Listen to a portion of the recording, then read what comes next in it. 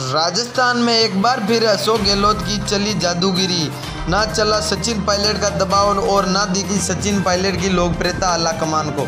अशोक गहलोत की जादूगिरी की वजह से वो एक साल से टालते आ रहे हैं मंत्रिमंडल विस्तार और इस बार भी वो रहे कामयाब। अशोक गहलोत अपने जादूगर दिमाग या और कई वजहों से सचिन पायलट को लगातार पटकनी देते आ रहे हैं, लेकिन लोकप्रियता में वो नहीं दे पा रहे हैं और कांग्रेस में लगातार युवा नेताओं की तौहीन हो रही है, जैसे कि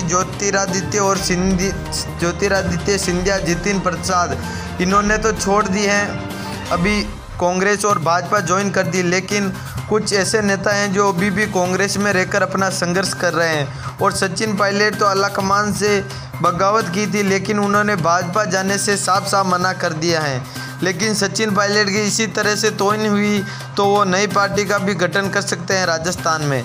और सचिन पायलट 7 दिनों बाद दिल्ली रहकर जयपुर लौटे, लेकिन इन 7 दिनों में सचिन पायलट ने कई अहम मुलाकातें की जो केंद्र की राजनीति में बहुत अहम मानी जाती है। उसमें से एक मुलाकात बताई जा रही है इन युवा नेताओं की जो कांग्रेस में बहुत बड़ा स्थान रखते हैं लोकप्रियता के मामले में, जिसमें हरियाणा कांग्रेस से आने वाले दीपेंद्र हुड्डा और मिलिंद देवड़ा और सचिन पायलट, इन नेताओं की भी लगातार तौहीन हो रही है, लेकिन इनके साथ लोकप्रियता है। और ये तीनों की दिल्ली में मुलाकात हुई। इस मुलाकात के कई अहम मायने निकाल रहे जा रहे हैं।